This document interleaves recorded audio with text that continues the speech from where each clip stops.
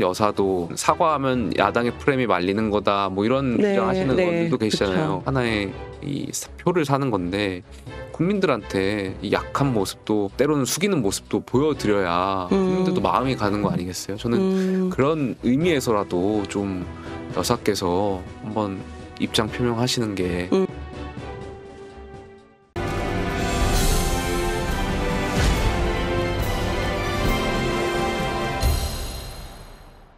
그 김건희 여사 명품 가방 수수 사건 관련해서 오늘 불기소 처분이 내려졌어요. 그래서 법적으로 이제 좀 자유로워지셨는데 이 그럼에도 불구하고 이제 김 여사가 이제 뭔가 입장 표명을 좀 해야 된다라는 얘기들도 나오고 친한계 의원들은 좀 사과해야 된다는 말씀들도 하시던데 의원님 생각은 어떠세요? 당연히 입장 표명해야 되지 않을까 생각이 있어요. 그러니까 법적인 영역하고 정치의 영역은 분명히 다른 거잖아요.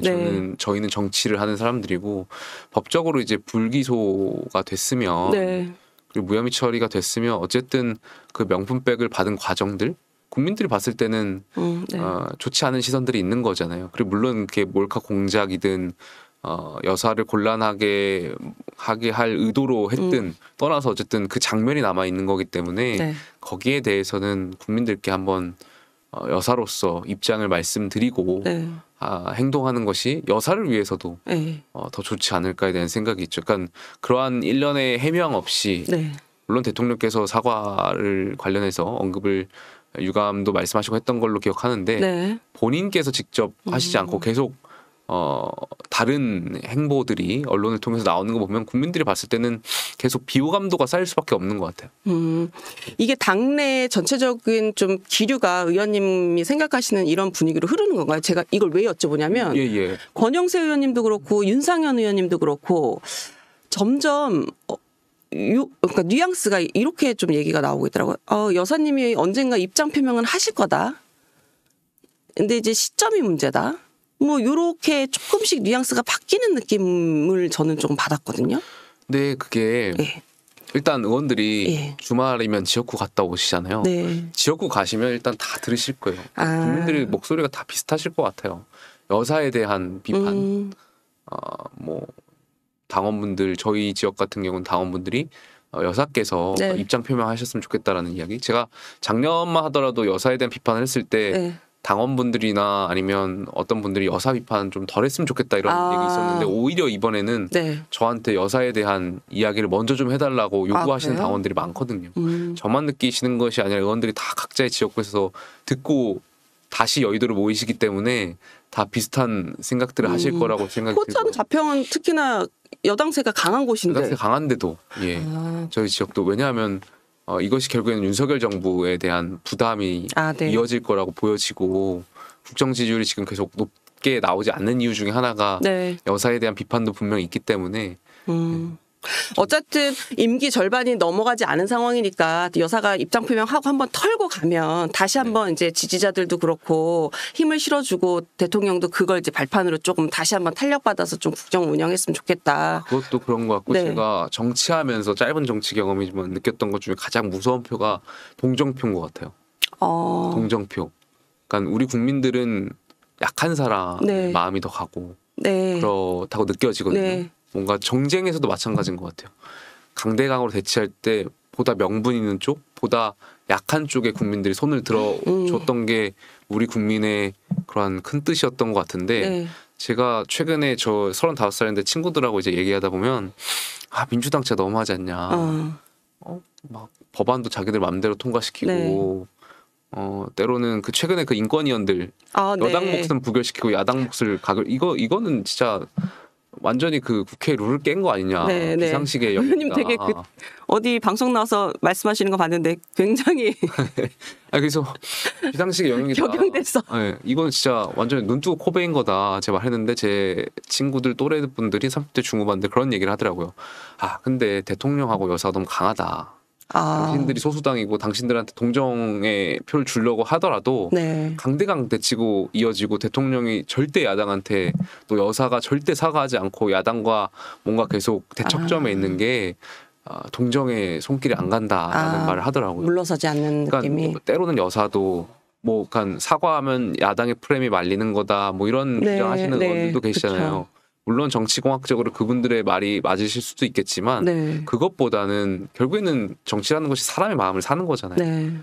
하나의 이 표를 사는 건데 국민들한테 이 약한 모습도 때로는 숙이는 모습도 보여드려야 국민들도 마음이 가는 거 아니겠어요? 저는 그런 의미에서라도 좀 여사께서 한번 입장 표명하시는 게 맞지 않나 생각이 들어요. 그럼 만약에 입장 표명을 하신다면 언제 어떤 방식으로 하시는 게 좋을까요? 그거까지 제가 여기서 뭐 구체적으로 말씀드리기는 어려울 것 같은데 네. 한 가지 분명한 건 네. 늦어지면 늦어질수록 그리고 자칫 계속해서 야당의 요구대로 하다가 뭔가 밀려서 하는 것처럼 되면 최악의 상황이 왜냐하면 그때는 입장 표명하고 나서도 사실 네. 얻을 수 있는 정치적인 효과들이 많이 떨어지겠죠. 할 거면 네. 빨리. 오늘 같은 경우 이제 불기소 처분이 내려졌으면 오늘 같은 사실 네. 예 법적인 판단이 끝났기 때문에 네. 정치적인 영역에서 입장을 충분히 표명하실 수 있는 것인데 나는 이제 이 부분은 법적으로는 판단을 받았지만 국민들에게 이러면서 하실 수 있는 부분인데 네. 이게 점점 늦어지면서 네.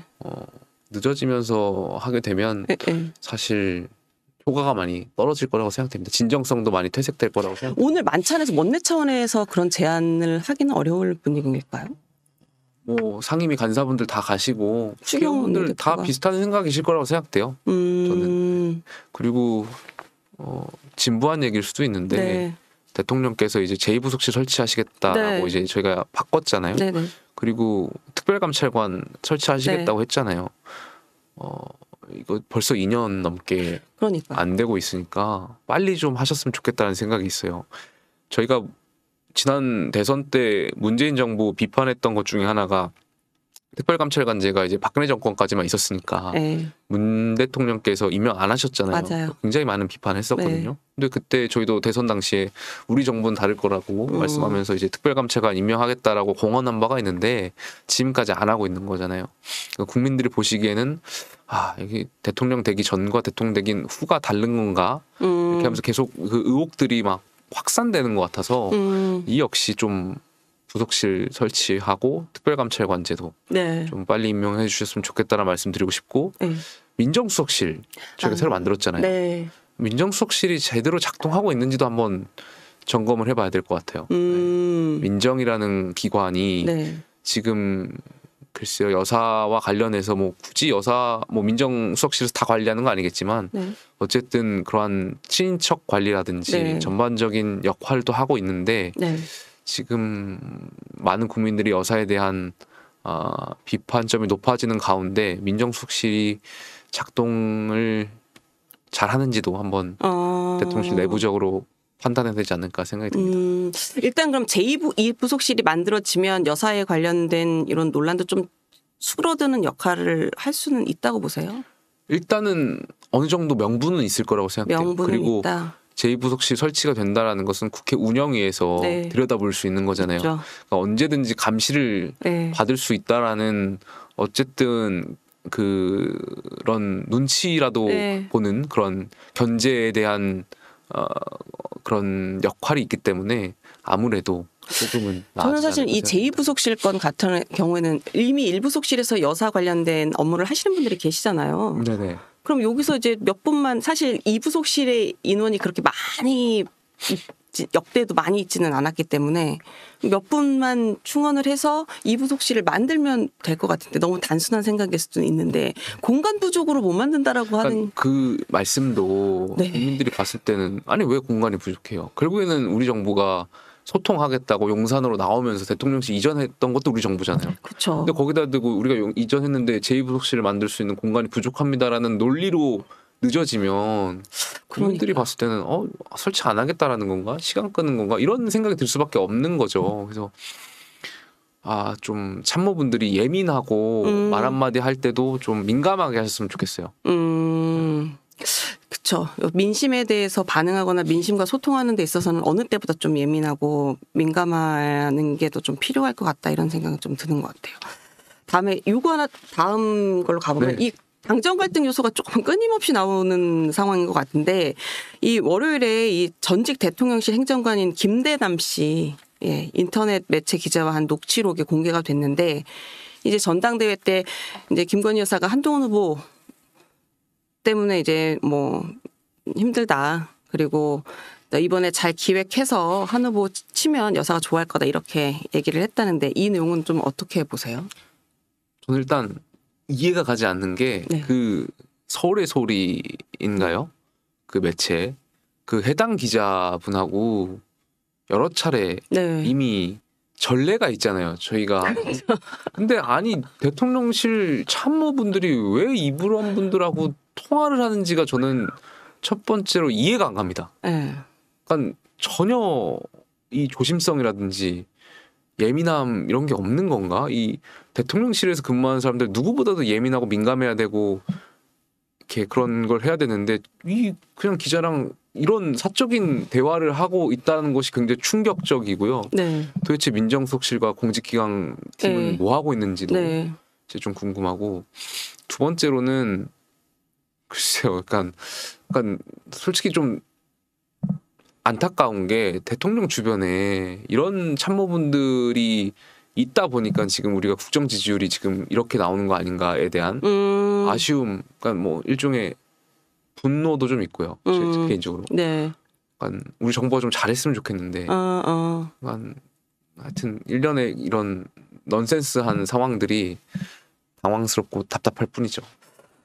아니 저도 기자이지만 이 청와대나 대통령실이나 에서는 이제 어쨌든 위치가 위치이니만큼 기자들과 소통을 할 때 굉장히 예민하게 그 말을 아끼는 편인데 이 공개되는 녹취 내용을 보면 이렇게까지 얘기를 해준다고 싶을 정도의 내용들이 그리고 심지어 그 전례가 있는 그러니까 화수분이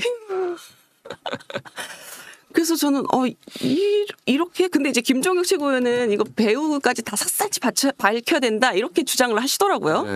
근데 이제 뭐 대통령실에서는 이거 김대남 씨 개인 일탈이다 이렇게 얘기를 지금 하고 있는 것 같고 근데 아시겠지만 아직 사실관계가 뭐 밝혀진 건 없어요. 근데 의원님 보시기에는 이런 상황에서 배우를 밝히기 위해서 뭔가를 조치를 취해야 된다 아니면 뭐 밝혀지지도 않았는데 뭐 바람 뭐 조금 먼지 이렇게 한다고 그거 뭐 부안해동 해야 되냐 아니면 그냥 마무리 짓고 좀 덮어야 되냐 어떻게 해야 되는 거예요 이런 상황은 지금 밝히면은 뭐가 있을지 모르겠지만 얼굴에 침 뱉는 거 아니겠습니까? 부끄러운 일인데 뭘 그러니까 부끄러운 줄 알고 해야지 뭘 그러니까 물론 이제 오늘 그러니까 방송 나가는 기준으로 며칠 됐는데 그 감찰 지시를 했다가 최근에 김대남 이분께서 탈당을 하시고 해서 이제 물론 탈당한다고 하더라도 그 시점에서는 당원이었기 때문에 감찰이 가능하다라는 현실적인 뭐 이야기들 하시는 것 같은데 그래서 저는 굳이 이걸 뭐 감찰을 해서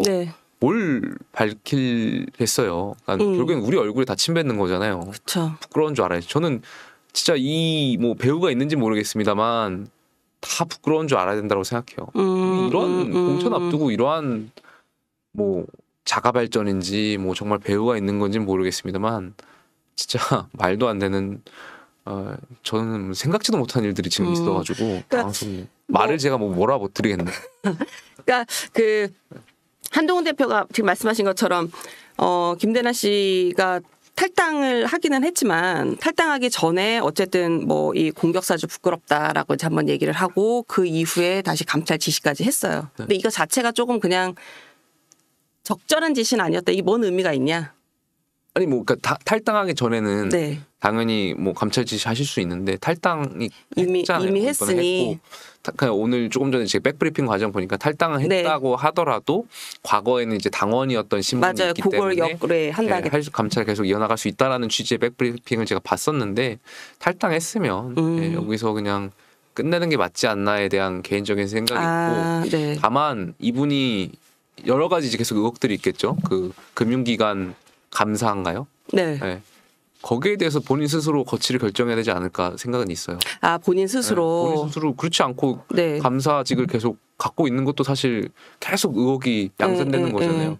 그러면 조금 전에 말씀드렸던 것처럼 이제 의혹을 확인할 수밖에 없는 절차를 계속 이어나갈 거고 어떻게 그분이 그 자리에 가게 되는지를 밝힐 수밖에 없을 거고 한데 그 모든 걸 그냥 정치적으로 순리대로 풀려면 그러니까 법률적인 걸 떠나서 이분이 탈당도 하셨고 본인이 이제 금융기관 감사로 있는 것도 사퇴를 하셔야 되는 것이 맞다라고 생각합니다. 그 지금 말씀하신 것처럼 이 연봉이 3억대예요. 그 금융기관이 이 여기서 감사로 임명이 됐는데 이게 이제 공작에 대한 대가성 아니냐 이 얘기 지금 나오고 있는 거잖아요.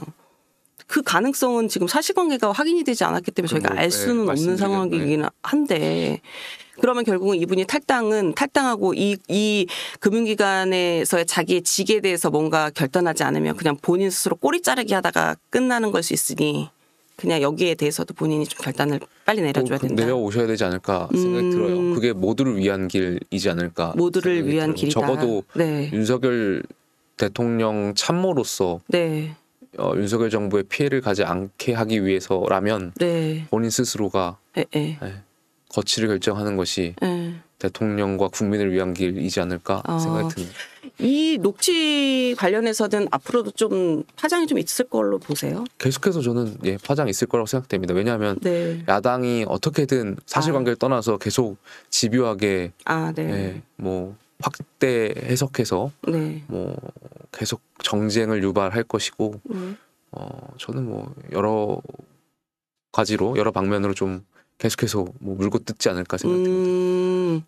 이번에 국감하면서도 제가 느끼는 건데 제가 교육위에 있습니다만 제 개인적인 추측으로 야당이 1인 1의원 1 김건희 여사 공격에 대한 지령을 받지 않았나 생각이 들어요. 왜냐하면 저희도 교육인데 교육이 현안이 굉장히 많거든요. 의대 정원 교육이 엄청 많죠. 부터 시작해서 유보통화, 뭐 AI 디지털 교과서 등등등 굉장히 많은데 역사 교과서 관련해서 뭐 여야가 지금 계속 주고받는 내용들도 있고. 근데 지금 야당이 교육에서 집요하게 물고 뜯는 것이 여사 논문 검증, 연구윤리. 그러니까 이거 하는 것 자체가 결국에는 정쟁 국감 하겠다는 거고 교육에서조차도 이렇게 여사 문제를 계속 집요하게 물어뜯는 거 보면 뭐 전 상임위에서 여사와 관련된 건 조금이라도 다 거론하려고 하지 않을까 그렇게 지령받지 않았나 생각이 듭니다. 국감 관련해서는 지금 준비 좀 열심히 하고 계세요? 열심히 하고 있는데 아니 교육위가 지금 저도 교육부를 출입했었지만 수도권에서는 사실은 되게 좋은 상임위 아니에요. 수도권을 맡고 있는 국회의원. 특히 서울 지역은요. 그렇죠. 저는 포천 가평 지역이고. 서울이라고 한적을. 좋은 지역이죠. 왜냐하면 교육 격차가 서울과 경기 북부가 좀 엄청 불평등이 있어요. 그래서 결국에는 교육 격차를 줄이는 것이 교육위의 한 큰 교육 정책 중에 목표니까 그 과정에서 경기 북부와 서울과의 관계를 좀 줄여나가는 것 중요한 것 같습니다.